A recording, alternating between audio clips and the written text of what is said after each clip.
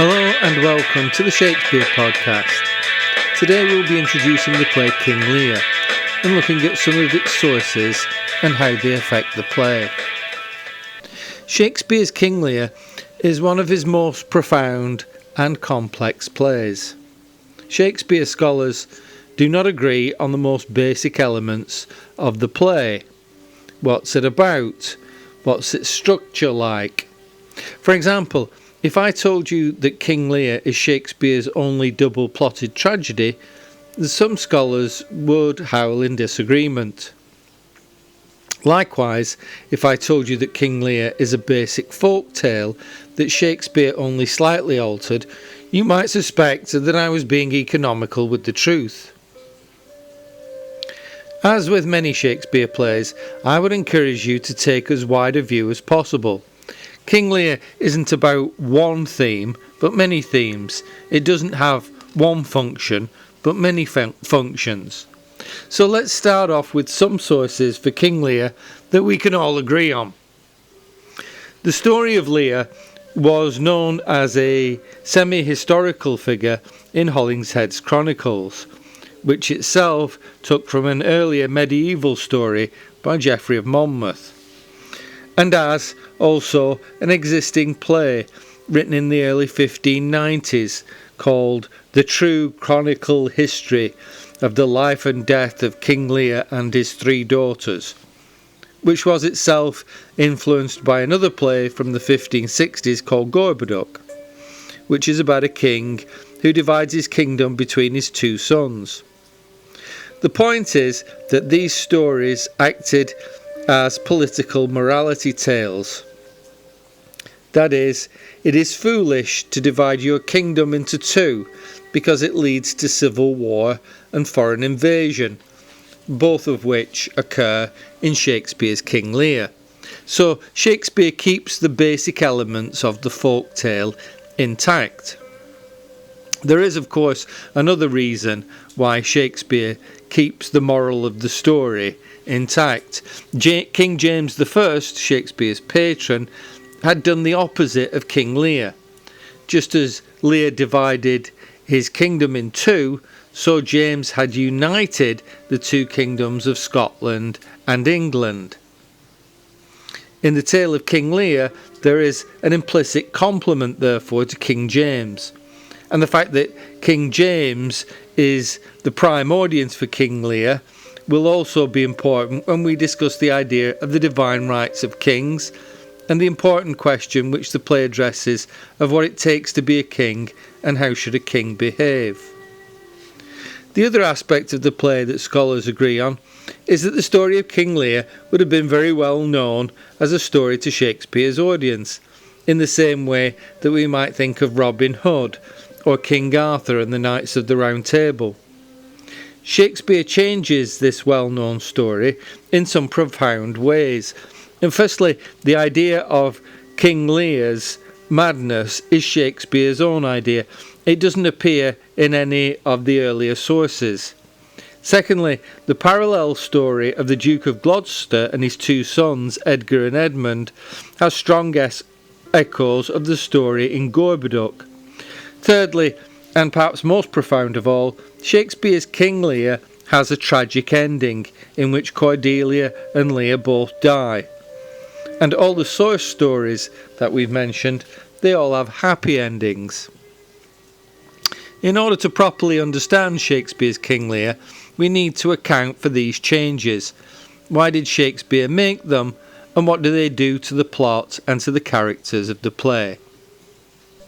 On the 26th of November 1607, the Stationers' Register recorded that a play called King Lear by William Shakespeare had been performed in the presence of King James I on St. Stephen's Day, quote, at Christmas last.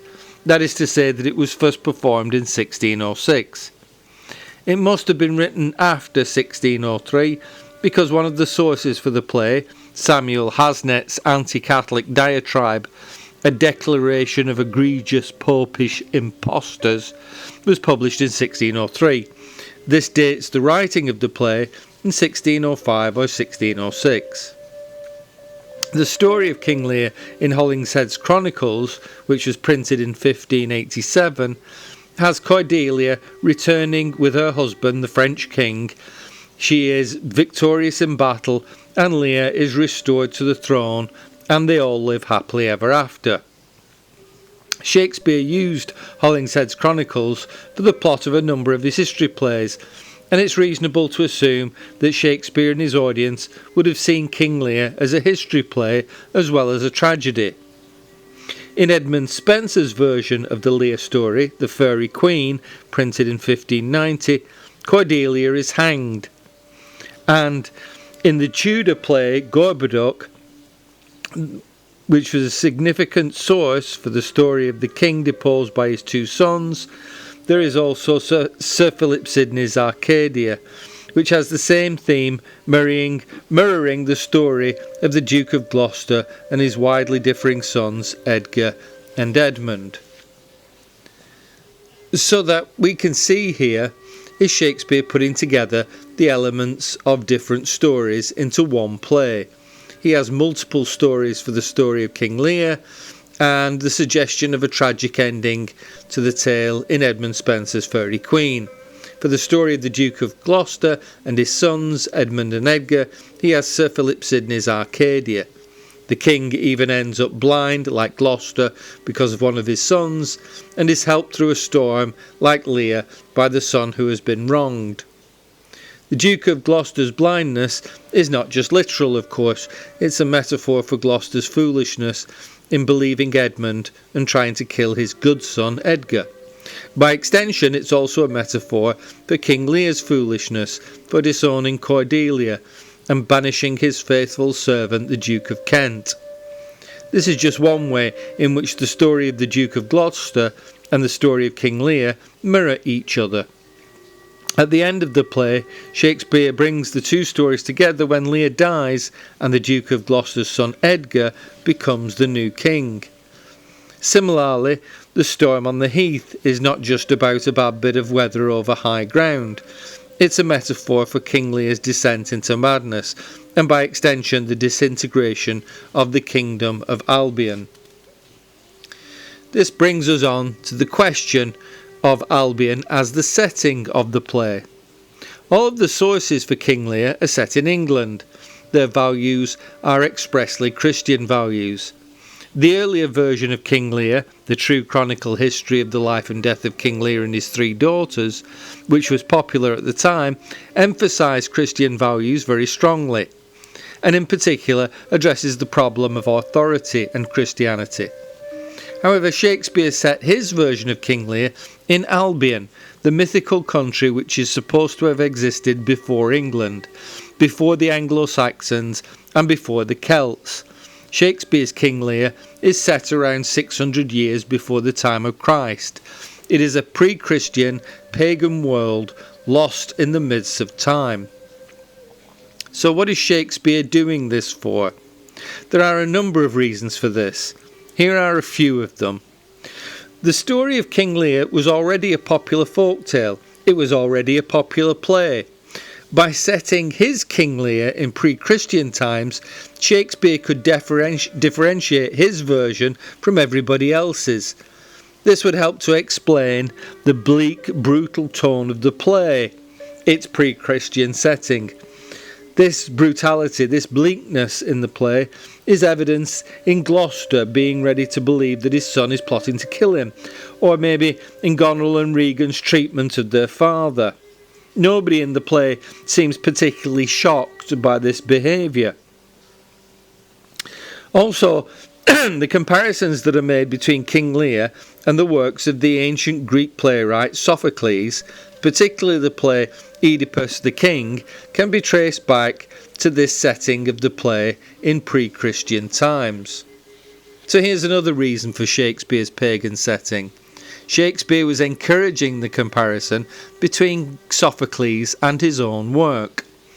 In Oedipus the King, Sophocles has a powerful king fall from grace due to his own foolishness, and then is forced on a tragic journey of recognition through immense suffering. Sound familiar? Books have been written on how much Shakespeare's King Lear echoes the work of Sophocles, but we may just say here that it may be one reason for the setting of Shakespeare's King Lear in the pagan realm of Albion. One of the direct consequences of this pagan setting, of course, in Shakespeare's King Lear is the character of Edmund. During Shakespeare's lifetime, it was not only illegal to be an atheist, punishable by death, it was also illegal to represent atheists in literature or on the stage. You were not even allowed to discuss atheism, the idea that God doesn't exist, without being burnt at the stake. Shakespeare gets around this problem by setting the play hundreds of years before Christ. The character of Edmund is quite obviously an atheist, but Shakespeare gets away with it because the play is set before divine revelation. Edmund can be an atheist because he lived before Christ, and therefore he's not rejecting Christ's teaching or Christ's salvation. There is a theory that King Lear is about being a king and how a king should behave, bearing in mind that Shakespeare's patron was King James I. In this reading of the play, Shakespeare sets King Lear in a pagan world before time began, so it doesn't look like Shakespeare is preaching to King James I or showing him how to behave, when in fact that's exactly what Shakespeare is doing. He's preaching to King James and he's telling him how to behave. A good example of this is in Act 4, Scene 6, when Edgar saves his father from committing suicide. For most of the play, Gloucester has been trying to kill his son Edgar, and yet Edgar shows compassion on his father and saves him. It's the only example of compassion in the play. Some would say it is the centre of the play, or the fulcrum of the play, that from here the play changes direction and leads us to its tragic conclusion. At the end of the play, Edgar becomes the new king of Albion. He has earned the right to be king. He has defeated his brother in single mortal combat. He has learnt suffering as the beggar, poor Tom, and he has shown mercy and compassion on his father, who was his enemy. It would seem that Shakespeare is giving his audience a lesson on what makes a great king, and it's a lesson, of course, that most directly affects King James I. Perhaps by setting King Lear in the mythical past, he is avoiding upsetting King James by being diplomatic. At the same time, Shakespeare is careful not to upset King James I's own ideas about the divine right of kings. We talked about this on the podcast covering Macbeth, but for those of you who missed it, the divine right of kings was the idea that a king, all kings, are appointed by God, and only God can remove a true king by, for example, death. So you can't usurp a king. You can't murder a king and get his throne, as Macbeth does, murdering Duncan, or Claudius does, murdering his brother in Hamlet. In King Lear, Shakespeare takes this idea even further. Lear has abdicated his throne. He's voluntarily given it up. So he has no kingdom to rule over. He is no longer in charge of anything. He has no authority left. But this doesn't stop him from being a king, because only a god can do that. In Act 4, Scene 6, again, the story of Lear and Gloucester meet together. Lear is a peasant now. He's gone mad. Gloucester is blind and suicidal. And Gloucester, in a scene of great pathos, hears the king's voice and says, "Something about that voice is familiar to me. Is it the king?" To which Lear replies, "Aye, every inch a king." Lear is mad and rambling, but the point is that he is still the king. He may have lost everything, including his mind, but that doesn't stop him from being king. And this brings us to the aspect of Shakespeare's King Lear which cannot be found in other sources, and that's King Lear's madness. Just like the setting of the play, there are many interpretations for why King Lear is mad. These range from the philosophical, those Shakespeare scholars who point out that French philosopher Montaigne's essays were translated into English by John Floriot and printed in 1603, leading to a greater breadth of thought in Shakespeare's later plays, all the way to the neurosurgeons who've read Shakespeare's King Lear and have correctly identified the form of dementia that King Lear is suffering from in the play, and how the play shows us some of the important symptoms of this dementia, as if Shakespeare's King Lear were merely a public service announcement on the dangers of growing old. Perhaps more profitably, we may note that although Lear's madness is particular to Shakespeare's version of this story, it's not particular to this play, either to King Lear or to Shakespeare's other work. King Lear isn't the only Shakespeare character who's mad. Hamlet is also suffering from madness, and the idea that Hamlet may be pretending to be mad and then actually is mad raises the question of what the difference is between being mad and appearing to be mad. This question is important for Edgar when he disguises himself as the beggar Poor Tom. Edgar has been framed by his half-brother Edmund, who has got his father to believe that Edgar is planning to murder his father for his inheritance. For a large part of the play, Edgar is on the run. He is living in poverty and pretending to be somebody else. But Poor Tom is also a man possessed by demons. Is Edgar therefore possessed by demons, or just pretending to be possessed by demons? And what exactly is the difference between being possessed by demons and pretending to be possessed by demons? At which point, Edgar, as Poor Tom, meets King Lear, who is going mad. Lear's madness, we assume, is real. He has no reason to pretend to be mad. And he tells the fool in Act 2, Scene 4, quote, "My heart shall break into 100,000 pieces, O fool, I shall go mad," which suggests that King Lear knows that he's going mad and is frightened by the prospect.